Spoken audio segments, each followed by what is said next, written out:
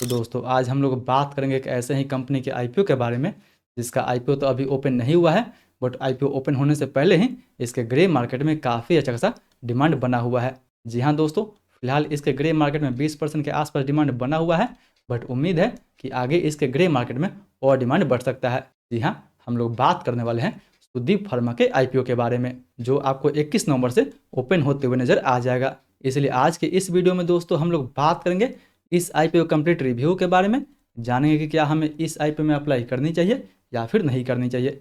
जी हाँ, हम लोग बात करेंगे इस कंपनी के फंडामेंटल के बारे में, बिजनेस के बारे में, एंड मोस्ट इंपॉर्टेंट कंपनी के वैल्यूएशन को देखते हुए बात करेंगे कि क्या हमें इस आईपीओ में अप्लाई करनी चाहिए या फिर नहीं करनी चाहिए।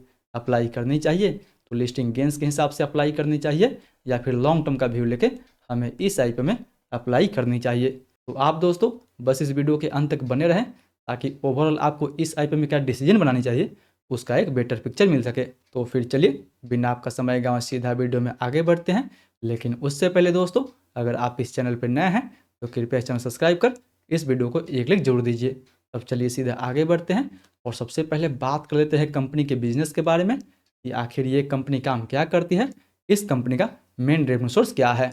तो अगर बात करें इस कंपनी के बारे में तो दोस्तों ये कंपनी 1989 में इनकॉर्पोरेट हुई थी, जो pharma sector, nutraceuticals and even food industry के लिए mineral based excipients and even actives बनाने का काम करती है। जी हाँ दोस्तों, अगर सिंपल में समझाएं तो ये कंपनी बहुत सारे इंडस्ट्री के लिए अलग अलग प्रोडक्ट बनाने का काम करती है।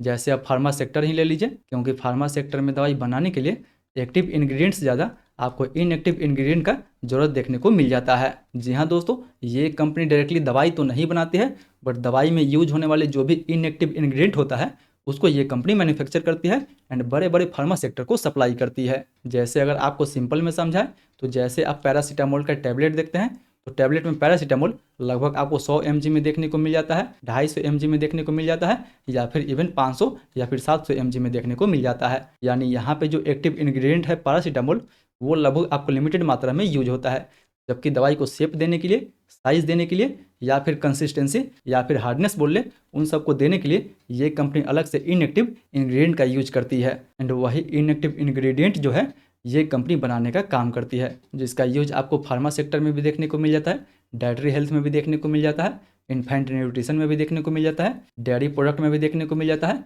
बेकरी में भी, बेवरेज में भी, स्टेबल फूड्स में भी, या फिर कॉन्फेक्शनरी में भी आपको इन सब का यूज देखने को मिल जाता है। मतलब दोस्तों ये कंपनी फार्मा सेक्टर के लिए एक्सिपिएंट्स बनाती है, एफएमसीजी के लिए फूड ग्रेड मिनरल्स बनाती है, एंड और भी बहुत तरह का स्पेशल न्यूट्रिएंट्स इंग्रेडिएंट बनाने का काम करती है। वहीं अगर बात करें प्रोडक्ट बेस्ड रेवेन्यू के बारे में तो फार्मास्यूटिकल, फूड एंड न्यूट्रिशन से ये कंपनी लगभग 66% के आसपास रेवेन्यू जनरेट करती है, जबकि स्पेशल केमिकल से ये कंपनी लगभग 34% के आसपास रेवेन्यू जनरेट करती है। बट दोस्तों अगर बात करें जियोग्राफी वाइज रेवेन्यू के बारे में तो इंडिया से ये कंपनी लगभग 40% के आसपास रेवेन्यू जनरेट करती है, जबकि एक्सपोर्ट से ये कंपनी लगभग 60% के आसपास रेवेन्यू जनरेट करती है, जिसमें नॉर्थ अमेरिका से 23% के आसपास, यूरोप से लगभग 10% के आसपास, एंड बाकी बचा जो रेवेन्यू है वो अदर कंट्री से जनरेट करती है। वहीं बिजनेस के तुलना में बात करें कंपनी के फंडामेंटल के बारे में तो नो डाउट दोस्तों कंपनी का फंडामेंटल आपको ईयर ऑन ईयर बेसिस पे काफ़ी अच्छा देखने को मिल जाएगा। वो या तो कंपनी के रेवेन्यू हो गया, प्रॉफिट हो गया, या फिर प्रॉफिट मार्जिन हो गया, हर साल ईयर ऑन ईयर बेसिस पे आपको काफ़ी अच्छा खासा ग्रोथ देखने को मिल जाता है। बट अगर बात करें पिछले एक साल के बारे में तो पिछले एक साल में इसके रेवेन्यू में लगभग आपको 10% के आसपास ग्रोथ देखने को मिला हुआ है, जबकि इसके प्रॉफिट में लगभग केवल आपको 4% के आसपास ही ग्रोथ देखने को मिला हुआ है। हालांकि दोस्तों अगर आप इसका प्रॉफिट मार्जिन देखते हैं तो वो लगभग पिछले साल लगभग 27-28% के आसपास था, जो कि काफ़ी अच्छा माना जाएगा इस कंपनी के लिए। वहीं इसका आरओई लगभग 28% के आसपास, आरओसी लगभग 30% के आसपास, एंड डेट टू इक्विटी 0.20 का है, जो दिखाता है दोस्तों कि कंपनी जो है फंडामेंटल वाइज काफ़ी स्ट्रॉन्ग है विथ जीरो डेट, यानी कंपनी के ऊपर काफ़ी कम डेट है। मतलब ओवरऑल दोस्तों कंपनी फंडामेंटल वाइज तो आपको काफ़ी अच्छा देखने को मिल जाएगी।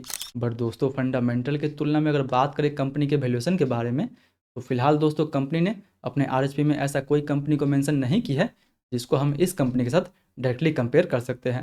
हालांकि मार्केट में इसके जैसी बहुत सारी कंपनी है जिसके साथ हम इसको कंपेयर कर सकते हैं, बट हालांकि दोस्तों कंपनी ने अपने आरएचपी में ऐसा कोई पीर को मेंशन नहीं किया है जिसके साथ हम इस कंपनी को डायरेक्टली कंपेयर कर सकते हैं। बट फिर भी अगर बात करें इसके पी रेशियो के बारे में तो दोस्तों ये कंपनी अपना आईपीओ वही लगभग 46 के पी रेशियो पे लेके आ रही है, जो कि थोड़ा बहुत आपको हाई देखने को मिल जाएगा, क्योंकि इसके इंडस्ट्री का एवरेज पी रेशियो भी देखते हैं तो वो भी लगभग आपको 40 के आसपास देखने को मिल जाएगा। यानी इससे तो साफ हो जाता है कि ये कंपनी अपना आईपीओ अपने इंडस्ट्री के मुकाबले थोड़ी बहुत हाई वैल्यूएशन पे लेके आ रही है। बट फिर भी दोस्तों, अगर आप इसका अर्निंग भी देखते हैं तो अर्निंग इसका लगभग आपको 12-13 रुपये के आसपास देखने को मिल जाएगा, जो कि दिखाता है कि इंडस्ट्री के मुकाबले में इसका जो अर्निंग पर शेयर है वो काफ़ी अच्छा है। इसलिए ये कंपनी जिस भी वैल्यूएशन पे अपना आईपीओ लेके आ रही है वो वैल्यूएशन भी इसको थोड़ा बहुत जज करता है, क्योंकि एक तो कंपनी का फंडामेंटल काफ़ी बेटर है, कंपनी जिस सेक्टर में काम करती है, कंपनी जिस इंडस्ट्री में काम करती है वो काफ़ी हाईली एंट्री बैरियर वाला सेक्टर है, जिसमें आसानी से कोई कंपनी एंट्री नहीं ले सकती है। एंड ये कंपनी दोस्तों इस सेक्टर की अर्ली मूवर कंपनी है, इसलिए ये कंपनी अपना आईपीओ थोड़ा बहुत हाई वैल्यूएशन पे लेके आ रही है। वहीं फंडामेंटल एंड वैल्यूएशन की तुलना में बात करें इस आईपीओ की डिटेल के बारे में, तो दोस्तों ये आईपीओ 21 से 25 नवंबर के बीच में ओपन रहेगा, जिसका प्राइसमेंट 563 रुपये से लेकर 593 रुपये पर शेयर रखा गया है। बात करें इस आईपीओ टोटल इशू साइज के बारे में, तो इसका टोटल इशू साइज 895 करोड़ का होने वाला है, जिसमें से केवल 95 करोड़ का फ्रेश इशू रहेगा एंड 800 करोड़ का ऑफर फॉर सेल रहने वाला है। मतलब दोस्तों ये ज़्यादा पैसा कंपनी के प्रमोटर के पास जाने वाला है, जिससे इस कंपनी को कोई भी बेनिफिट नहीं होने वाला है। बाकी बचा 95 करोड़ जो कंपनी के पास जाने वाला है उसको ये कंपनी अपने बिजनेस ग्रोथ के लिए यूज करेगी। वहीं 1 रुपये के फेस वैल्यू पे मिनिमम हम इसमें 1 लॉट अप्लाई कर सकते हैं। 1 लॉट में हमें 25 शेयर मिलेगा, जिसके लिए हमें 14,825 रुपये तक इन्वेस्ट करना होगा। वहीं बात करें दोस्तों इस आईपीओ में कोटा के बारे में, तो रिटेल के लिए इस आईपीओ में 35% का कोटा दिया गया है। जी हाँ दोस्तों, ये रिटेल के लिए काफ़ी अच्छी बात है कि IPO total issue size 895 crore का है, जिसमें से 313 करोड़ का जो फंड होगा वो केवल और केवल रिटेल के लिए एलोकेट किया गया है। यानी काफ़ी अच्छी बात है कि छोटे से आईपीओ में रिटेल के लिए ज़्यादा पोर्शन रखा गया है। इसलिए फाइनली दोस्तों इन सारे फैक्टर को देखते हुए बात करें कि क्या हमें इस आईपीओ में अप्लाई करनी चाहिए या फिर नहीं करनी चाहिए। अप्लाई करनी चाहिए तो लिस्टिंग गेंस के हिसाब से अप्लाई करनी चाहिए, या फिर लॉन्ग टर्म का व्यू लेके हमें इस आईपीओ में अप्लाई करनी चाहिए। तो दोस्तों यहाँ पे अगर सबसे पहले हम लिस्टिंग गेंस के बारे में बात करें तो फिलहाल इसके ग्रे मार्केट में वही लगभग 20% के आसपास डिमांड बना हुआ है। मतलब दोस्तों अगर 20% के हिसाब से देखा जाए तो कहीं ना कहीं लगभग आपको 3,000 के आसपास तक प्रॉफिट देखने को मिल सकता है पर लॉट पे। बट याद रहे दोस्तों कि हमें कभी भी किसी भी आईपीओ के केवल उसके जीएमपी पे बिल्कुल भरोसा नहीं करनी चाहिए। बट फिर भी इसके ग्रे मार्केट में 20% के आसपास डिमांड है, जो इस आईपीओ के लिए काफ़ी अच्छा माना जाएगा।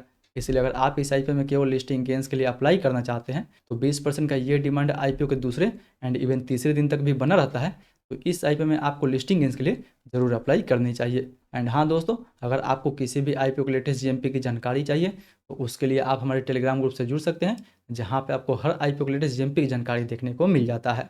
वहीं अब हम बात करें कि क्या हमें इस आईपीओ में लॉन्ग टर्म के लिए अप्लाई करनी चाहिए या फिर नहीं करनी चाहिए। तो नो डाउट दोस्तों, अगर आप कंपनी के बिजनेस देखते हैं तो कंपनी का बिजनेस आपको काफ़ी अच्छा देखने को मिल जाएगा। कंपनी अपने प्रोडक्ट को इंडिया के साथ साथ और भी 100 से ज़्यादा देशों को एक्सपोर्ट करती है, जिससे कंपनी को लगभग 60% के आसपास रेवेन्यू जनरेट होता है, जो कि दिखाता है कि ये कंपनी रेवेन्यू के लिए किसी एक कंट्री पर डिपेंडेंट नहीं है। वहीं बात करें तो ये कंपनी जिस सेक्टर में काम करती है, जिस इंडस्ट्री में काम करती है, उस इंडस्ट्री में एंड उस सेक्टर में ये कंपनी काफ़ी अच्छा खासा मार्केट शेयर भी रखती है। ये इंडस्ट्री काफ़ी हाईली एंट्री बैरियर वाला है एंड उसमें भी कंपनी का प्रॉफिट मार्जिन लगभग 25% के आसपास है, जो कि इसके स्ट्रॉन्ग मोमेंटम के लिए काफ़ी अच्छा माना जाएगा। वहीं बिजनेस के तुलना में आप फंडामेंटल को देख ही लिया है, वैल्यूएशन को देख ही लिया है, ये दोनों आपको ठीक ठाक देखने को मिल जाएगा। इसलिए ये कंपनी दोस्तों लॉन्ग टर्म के लिए भी ठीक ठाक रहने वाली है एंड इवन शॉर्ट टर्म यानी आईपीओ के लिस्टिंग के बाद भी ये कंपनी ठीक ठाक रहने वाली है। इसलिए मैं इस आईपीओ में तो लिस्टिंग गेंस के लिए भी अप्लाई करने वाला हूँ एंड इवन शॉर्ट टर्म के लिए भी अप्लाई करने वाला हूँ। बाकी आपका क्या ओपिनियन है? आप इस आईपीओ में लिस्टिंग गेंस के लिए अप्लाई करने वाले हैं, लॉन्ग टर्म के लिए अप्लाई करने वाले हैं, या फिर इवन शॉर्ट टर्म के लिए अप्लाई करने वाले हैं? वो भी हमें नीचे कमेंट करके जरूर बताएं। फिर मिलते हैं अगले वीडियो में। तब तक दोस्तों अभी भी एक्सेल सॉफ्ट का आईपीओ ओपन हुआ है, इस वीडियो पर टैप करके इसका फुल रिव्यू देख सकते हैं एंड जान सकते हैं कि आपको इस आईपीओ में अप्लाई करनी चाहिए या फिर नहीं करनी चाहिए।